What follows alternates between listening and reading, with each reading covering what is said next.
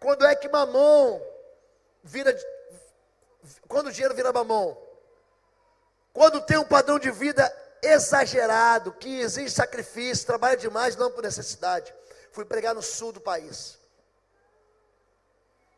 Aí um dia, pastor, tem uma família que quer muito te receber em casa. Eu já sei que é pegadinha. Pastor de libertação, vem comer uma pizza na minha casa. Não é pizza. Depois vou ter que expulsar o demônio do cachorro, do gato, da avó. Eu já sei que é isso. Pastor, dá para vir na minha casa? Gente, eu cheguei na casa do camarada. Eu nunca vi, aliás, depois eu vi uma casa melhor que a dele ainda. Mas era extraordinária. E tinha um negócio de um controle remoto, que o teto, retrátil. Abria a porta da sala, dava para o jardim, para uma piscina. Ele não era rico, não. Ele competia com Salomão em toda a sua glória. Quando eu entrei na casa, falei, rapaz, que coisa. E aí, papo vai, almoçamos. Aquele arroz com feijão e carne moída, você imagina, né? Aquela comida deliciosa. Aí, pastor, eu estou com um problema. Aí estava ele e a esposa. Qual é o seu problema? Eu sou diretor de uma vertical de uma multinacional em São Paulo. Eu fico lá a semana inteira. Eu volto para casa sexta-feira à noite ou sábado de manhã cedo. E tenho que sair domingo à noite, porque segunda-feira eu estou aqui. Eu já não estou aguentando mais isso, porque eu estou longe da minha família. E lá eu fico num outro apartamento que eu tenho. Às vezes eu fico num flat. Os meus amigos estão comigo. E eu estou ouvindo histórias dele. E eles dizem assim: ontem eu saí com uma mulher tal. Ontem eu saí com a morena. Ontem eu saí com a loura. Ontem eu saí com a ruiva. Ontem eu saí com a mulata. E eu estou a ponto de fazer uma besteira. Eu sou casado e amo a minha esposa, mas eu não aguento mais viajar. E a moça? E o moço falando que está a ponto de entrar num caso de adultério. Falei, meu irmão, é simples. Olha que casa que você já acumulou tanto. Você tem dinheiro investido. Vende tudo isso aqui, vai para uma casa menor. Pega um padrão de vida mais simples. Aí a mulher, opa! Não é assim não, pastor. Eu não vou sair do bairro X para o bairro Y, não. Aqui é meu lugar. E meu filho não estuda em colégio público. Eu falei, a senhora está querendo me dizer que prefere que ele arrume uma amante? É isso mesmo. Se ele quiser arrumar, é problema dele. Mas eu não quero sair daqui. Mamão mordeu ela ou não, gente?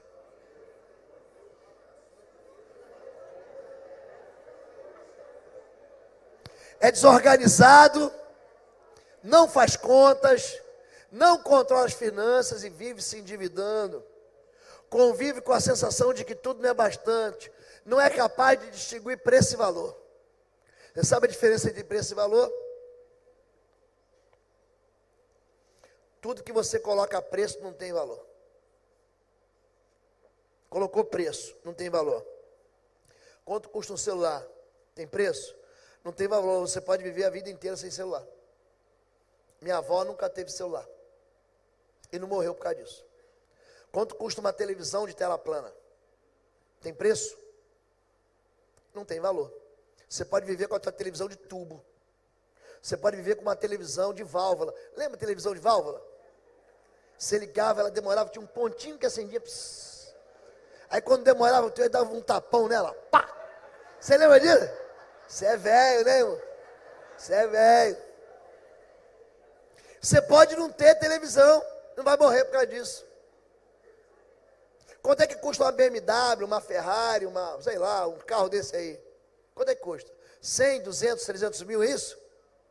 Tem preço? Então não tem valor. Meu avô também nunca teve carro. Ele andava de bicicleta, diz que andou de bonde, de charrete, de ônibus. Você pode andar de Uber, pode andar de, se quiser, de a pé. Colocou preço, não tem? Agora, tudo que tem valor Não tem preço. Tinha um menininho aqui agora. Cadê ele? Seu filho? Você está com o filho aí? Você é pai dele? Você me vende teu filho? Quanto custa? Parcela no cartão? Não. O teu filho não tem? Isso. Quem está com a mãe aí do lado? Mãe? Está do seu lado? Sua mãe? Vende ela para mim? Não vende, né? Mas a sogra você manda entregar de graça. Eu pago para levar. Ah lá, já tem um se defendendo. Eu não. Rapaz, olha, cuidado com a bajulação, hein? Aquele que lisonjeia armulaça o coração. Qual é o problema, gente? Qual é o problema? O problema é quando a gente confunde essas coisas. Ah, o médico é caro. Não é caro não, caro é morrer. Caro é você viver doente. Gente, quanto você paga? O meu filho, que hoje tem 22 anos, teve câncer. Eu já contei para vocês isso? Teve câncer. Com 1 ano de idade ele teve câncer. Gente, foi uma guerra. Nós tratamos ele até os 5 anos. Você acha que a minha fé foi forjada aonde? Na moleza? Chorei muito. Arthur teve uma lesão cerebral. A quimioterapia foi tão forte que destruiu o cérebro dele. O médico falou, ele não vai andar. Eu falei, querido, ele falou, foi minha esposa. Quem vai dizer se meu filho vai andar ou não é Deus. Deus, querido, ele faz um vale de osso seco virar o exército. Então para com essa história. Deus, ele pega um menino que não tem olho. Jesus pega, cospe, faz um lodo, uma lama, faz um olho novo. O mesmo Deus que fez o homem do barro no Éden, é o mesmo Deus que andou em Jerusalém e fez um olho novo para o menino perto do tanque de Siloé. É o mesmo Deus, é o meu Deus. Meu filho não vai andar, rapaz, meu filho é surfista de Cristo. Pensa um menino bonitão. Tem, rapaz, olha. E aí é o seguinte, ele fala assim, pai, tem a Maria Gasolina, que é aquela moça que só namora o rapaz que tem carro. Tem a Maria Chuteira, só namora jogador de futebol. Ele falou, tem a Maria Púlpito. Eu falei, que é isso, filho? Não, é o seguinte, é aquela, você tem que namorar a filha do pastor, o filho do pastor. Ele fala, não, eu estou me guardando. Arthur, gente, ele fala 3, está aprendendo agora o 4º idioma dele. A medicina tem limite. E o limite imposto pela própria ciência. Deus, ele não tem limite. Quando chegou a primeira conta dele, $35 mil. Chupa essa manga aí, meu irmão, $35 mil. Primeiro, ele tratou 5 anos, hein? Isso foi o primeiro mês. Eu me lembro que eu fui na tesouraria, o tesoureiro falou assim, é caro, né? Caro porque não é teu filho. Se fosse teu filho, fosse $70 mil, ou 200, você não ia pagar? E eu não ia, gente. Querido, aquilo que você não coloca preço, não tem valor. O teu casamento, aquilo que você não coloca preço, tem valor. O teu casamento não tem preço. O teu ministério não tem preço. As pessoas, interessante isso, eu recebo e-mail todo dia, um e-mail, uma mensagem, WhatsApp. Quanto você cobra para vir aqui? Eu já coloquei lá no meu site, pastorlobo.com, que eu não cobro nada, nenhum valor mínimo. Eu aceito a oferta que a igreja me der. Porque se eu for cobrar, eu vou falir a igreja. Quanto é que custa libertar uma família, libertar uma pessoa? Quanto custa? Quanto eu vou cobrar? Isso é uma fortuna, não tem valor, não tem preço que pague. Quanto você cobra? Eu não cobro nada. Eu vou contar com a generosidade da igreja, acabou. Pelo trabalho que eu faço. Você acha que eu estou com garganta rouca por quê? Hein? Você pensa que é moleza? Não é. O que eu ensino, querido, eu estou juntando aqui quase 2 décadas de libertação para ensinar você. É isso que eu estou fazendo aqui. Tem preço isso, gente? Gente, o que um pastor faz por você tem preço? Tem. Quando a Bíblia diz que o salário dele, ele deve ser honrado com duplicada honra, o que ele está falando? Vou dar uma sugestão para a igreja. Vocês têm os pastores de vocês aqui, tem o pastor presidente. Faz uma poupança, fala com o tesoureiro. Não é o pastor que vai pedir isso, não. Tem que vir um sujeito de fora para ensinar vocês a honrar o pastor de vocês. Faz uma poupança. No final do ano, manda ele viajar, pastor. Nós compramos para vocês um pacote aqui. Vocês vão para Fortaleza, vocês vão para Natal, vocês vão para Argentina, vocês vão passear. Dá para ele isso. Está falando. Gente, o teu pastor tem que estudar. Você não quer que teu filho tenha o melhor curso para ele ser alguém na vida? Hein? Manda o seu pastor fazer curso. Manda o seu pastor para o mestrado. Não quero, vai estudar, pastor. Vai estudar. Manda ele fazer um doutorado. Investe na vida dele. Entenda, querido, que isso volta para você. Hebreus capítulo 6, Deus diz: eu sou o Senhor que não esqueço de toda a bondade que você faz para o servo. É um Deus que não esquece, ele não fica, a memória fica viva com relação a isso. Egoísta, avarento, não reparte, não empresta, não compartilha, e cada um com seus problemas. É a história de Lucas 10, do bom samaritano. Vai lá, passa o sacerdote e fala, cada um com seus problemas. Porque antes passou o ladrão falou, o que é meu, e o que é teu é meu também, rouba dele. O sumo sacerdote, o levita, diz, o que é meu, o que é seu, e cada um com seus problemas. Mas o bom samaritano, o que ele fala? O que é meu, mas é teu também, eu vou repartir, vou pagar até uma hospedaria para você. Não reparte seus bens com os pobres e necessitados. Não tem a prática da generosidade, da solidariedade como estilo de vida. E não se incomoda com a realidade da desigualdade social. Nem se compromete com as causas da justiça. Mamão te pegou. Quando a gente fala sobre, pode passar. Quando a gente fala sobre dinheiro, gente, por que Jesus colocou o dinheiro na oração do Pai Nosso? Perdoai as nossas dívidas. É interessante que veio as versões, as nossas ofensas. Não é ofensa, não, é grana. Quando Jesus conta a parábola do credor incompassivo, em Mateus 18, ele fala: o reino de Deus é semelhante a um rei que faz contas. E encontra alguém que deve lá 17 trilhões de dólares, que é uma dívida impagável. A dívida, querido, é algo que mexe comigo, com você. Deixa lá o teu credor começar a ligar para você 8 da manhã. Todo dia está lá, Casa Pernambucana, C&A, Renner, Serasa, o Visa, o banco. Isso é bom, gente?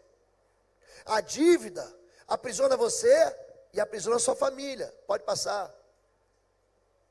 A família escravizada, e não tendo ele com o que pagar, o seu Senhor mandou que ele, sua mulher e seus filhos fossem vendidos com tudo quanto tinha, para que a dívida se lhe pagasse. É gente que vive num ambiente de dívida desde que nasceu. Não tem dinheiro, não pode, não dá, não vou conseguir, não vou chegar lá. Vive na impossibilidade. Será que foi isso que Jesus ensinou? Pode passar.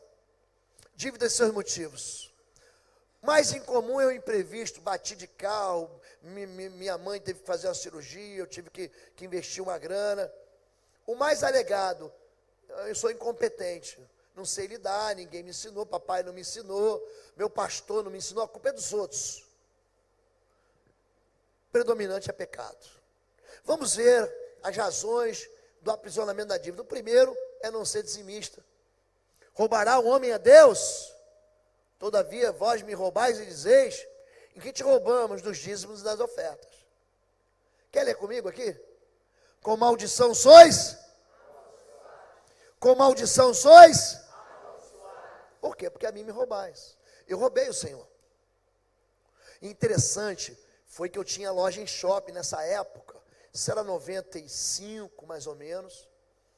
Eu com loja em shopping, abri uma, abri duas. Fabíola com o consultório dela bombando, ela é dentista, tenente, é o capitão. E a gente vivendo muito bem, eu comecei o quê? A mentir. Não, eu vou pegar esse dinheiro aqui, eu vou pegar essa primícia aqui e vou transformar em capital de giro, que aí eu ganho mais dinheiro e depois eu vou ofertar mais. Isso é verdade, gente? Isso é mentira. Ser fiel no, diga pouco, e sobre o muito te colocarei. Eu vou falar uma coisa para você aqui que eu passei. Se você não for fiel no pouco, você nunca vai chegar no muito. Não vai chegar. Não, quando sair aquela grana da justiça, eu vou ser dizimista, eu vou reformar a igreja, eu vou arrumar mais uma sala de aula, eu vou comprar o terreno aqui do lado. Querido, não vai. Não vai. Se você enterrar o talento, até o que você tem vai ser dado para o outro. Porque ao que tem será dado, e ao que não tem, até o que tem será tomado.